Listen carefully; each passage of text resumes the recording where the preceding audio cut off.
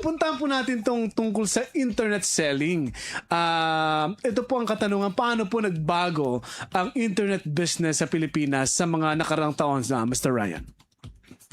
Ayun po, siguro po from dati mobile data lang po ang ginagamit, tapos kilobytes na halos picture lang po yung niloload dati nung ng internet natin eh. So from there, nakapag-upgrade na po siguro yung internet natin, through na po siya, internet lines na po siya from start through copper wire. So from there, nag-upgrade na rin po yung internet natin from fiber optic.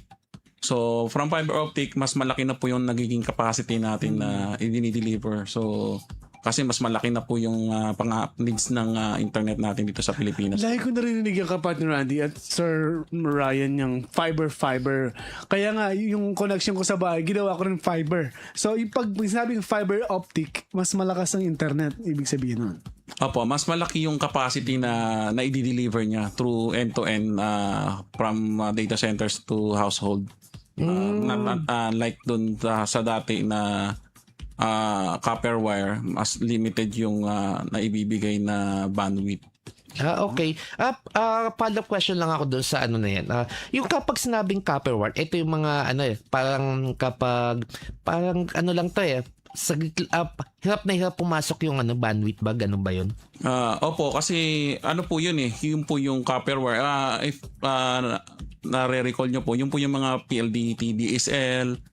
So, yun yung tumutunog sa sa cellphone, sa computer. Dumadaan din po siya doon. So, kasama po yun doon sa kinakain nung capacity ng copper wire. So, kaya kung nare-remember nyo po, kapag umuulan, syempre nagkakaroon ng parang chemical doon sa nangyayari doon sa copper wire, nako-compromise po yung signal. Speed ng internet. Anong pala? Connected pala yung ulan before. Pero ngayon wala na po yan? Opo, wala na po. Mostly lahat na-eliminate na po yung copper wire. Transition na po sa fiber optic. Wala. Ayun.